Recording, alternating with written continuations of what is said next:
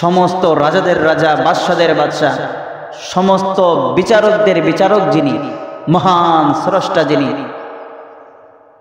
সে রব্বুল আলামিন আমাদেরকে উলামায়ে কেরাম সম্পর্কে কি বলেছেন? আল্লাহ পাক রব্বুল আলামিন কোরআনের মধ্যে বলেছেন, ইয়ারফাইল্লাহুল্লাযীনা আমানু মিনকুম ওয়াল্লাযীনা উতুল ইলমা দারাজাত। আল্লাহ পাক রব্বুল আলামিন বলেন, যারা ঈমান আনয়ন করে এবং যারা ইলম অর্জন করে, যারা ঈমান আনয়ন করবে এবং যারা ইলম অর্জন করবে, কয়টা গুণের কথা বললেন? কয়টা গুণের কথা বললেন? এক নাম্বার ঈমান, দুই নাম্বার ইলম। এক নম্বরে ঈমান, দুই নম্বরে ইলম। ইলম কি? সহজে বুঝবেন, আল্লাহ প্রদত্ত যে জ্ঞান সেটাকে ইলম বলে। ওহীর মাধ্যমে যে জ্ঞান আল্লাহ শিক্ষা দিয়েছেন সেটাকে কি বলে? ইলম বলে। তাহলে দুইটা গুণ যাদের ভিতরে থাকবে, ইয়ারফাইল্লাহুল্লাযীনা আমানু মিনকুম, হে মুমিনেরা তোমাদের মধ্যে আল্লাহ পাক রব্বুল আলামিন দুনিয়ার সমস্ত মানুষদেরকে ডাকলেন, ইয়ারফাইল্লাহুল্লাযীনা আমানু মিনকুম, ও দুনিয়ার মানুষেরা তোমাদের মধ্য থেকে যারা ঈমান আনয়ন করবে এবং যারা ইলম অর্জন করবে, আল্লাহ পাক রব্বুল আলামিন তাদের মর্যাদা বাড়ায় দিবেন। বলেন সুবহানাল্লাহ। তাহলে যারা আলেম তারা ঈমানদার এবং ইলমওয়ালা, দুই গুণের অধিকারী। যারা আলেম তারা ঈমানদার এবং ইলমওয়ালা, দুই গুণের অধিকারী। আর আল্লাহ পাক রব্বুল আলামিন বলেন, যারা ঈমান আনবে এবং ইলম শিখবে তাদের মর্যাদা আল্লাহ বাড়ায় দিবেন। তাহলে আলেমদের মধ্যে এই দুই গুণ আছে না নাই? আমার কথা কি আপনারা বুঝতেছেন?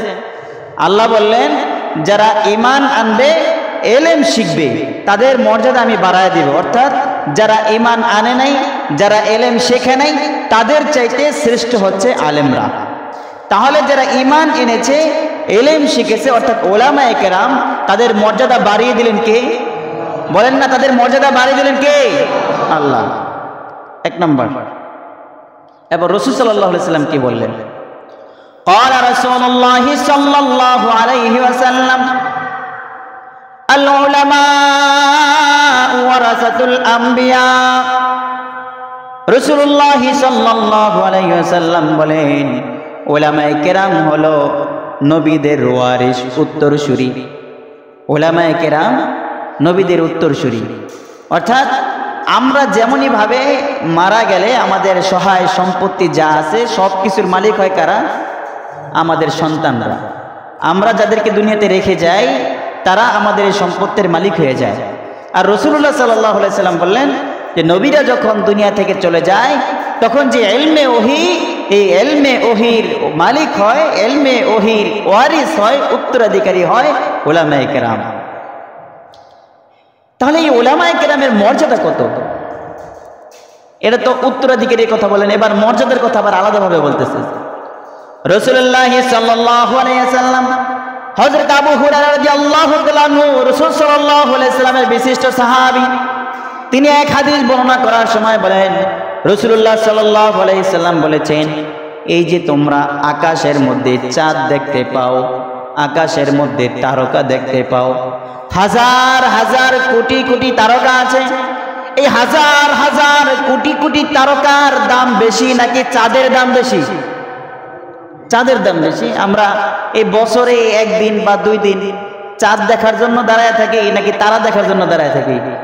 চাঁদ দেখার জন্য দাঁড়িয়ে। অথচ হাজার হাজার তারকা থাকে, লক্ষ লক্ষ কোটি কোটি তারকা থাকে আসমানের ভিতরে। এই তারকা দেখার জন্য মানুষ দাঁড়ায় থাকে না, চাঁদ দেখার জন্য দাঁড়ায় থাকে। রাসূলুল্লাহ সাল্লাল্লাহু আলাইহি ওয়াসাল্লাম বললেন, এই হাজার হাজার লক্ষ লক্ষ কোটি কোটি তারকার মাঝে চাঁদের যেমন মর্যাদা, ঠিক তদ্রূপ ভাবে যে সমস্ত লোকেরা ইবাদত করে, আবেদ লোকেরা, এই হাজার হাজার আবেদ লোকের মধ্য থেকে আলেমদের মর্যাদা তার চেয়ে বেশি। সুবহানাল্লাহ। আবেদ কারা? যারা ইবাদত করে তাদেরকে আবেদ বলে। বেশি বেশি ইবাদত করে, সব সময় ইবাদতের মধ্যে থাকে, কিন্তু আলেম না। আবেদ, আলেম না, আবেদ। সবসময় ইবাদত করে, সারা বছরে তাবলিগ করে, চিল্লা লাগায়, চরমনায় যায়, বাহাদুরপুরে যায়, এরপরে খানকায় যায়, আল্লাহর রাস্তায় দান খয়রাত করে, মানে অনেক ধরনের ইবাদত, সে ইবাদতের মধ্যে লেগেই থাকে। আলেম না, কিন্তু ইবাদত করে। এই সমস্ত লোকদেরকে কি বলে? আবেদ বলে, আবেদ বলে। তাহলে এই সমস্ত লোকদের মর্যাদা কি কম? অনেক বেশি। রাসূল সাল্লাল্লাহু আলাইহি সাল্লাম বলেন যে হাজার হাজার আবেদের যে দাম, একজন আলেমের দাম তার চেয়েও বেশি। সুবহানাল্লাহ। এই আলেমদের মর্যাদা সম্পর্কে রাসূল সাল্লাল্লাহু আলাইহি ওয়াসাল্লাম একটা হাদিস বলেন, قال رسول الله صلى الله عليه وسلم فضل العالم على العابد كفضلي على أدناكم। ও আমার উম্মতেরা শোনো, এই যে সাহাবীদেরকে রাসূল সাল্লাল্লাহু আলাইহি সাল্লাম বলেন, এই যে আমার সামনে তোমরা যে বসে আছো, এই তোমাদের মধ্য থেকে আমি নবীর মর্যাদা যেমন বেশি, ঠিক তদ্রূপ ভাবে আবেদদের মধ্য থেকে আলেমদের মর্যাদা এরকম বেশি। এই যে রাসূল সাল্লাল্লাহু আলাইহি সাল্লামের মর্যাদা, সাহাবীদের ভিতরে এই যে অনেক সাহাবী রাসূলের সামনে বসা, এবার রাসূল সাল্লাল্লাহু আলাইহি সাল্লাম বলেন যে তোমাদের মধ্যে আমার মর্যাদাটা যেমন, তাহলে সাহাবীদের মধ্য থেকে রাসূলের মর্যাদা কেমন? অনেক না? এটা তুলনা করা যায়? তুলনা করা যায় না।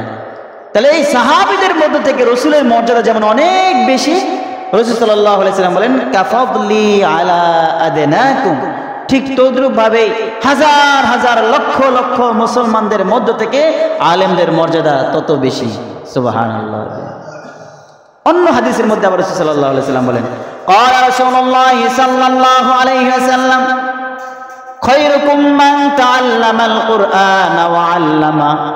এই আমার উম্মতেরা শোনো, এই যে তোমরা দুনিয়া দেখতে পাও আসমানের নিচে এবং জমিনের উপরে, আসমানের নিচে জমিনের উপরে যত মানুষ বসবাস করে, এই মানুষগুলোর মধ্যে সবচেয়ে শ্রেষ্ঠ এবং সবচেয়ে বেশি মর্যাদাবান কারা তোমরা জানো নি?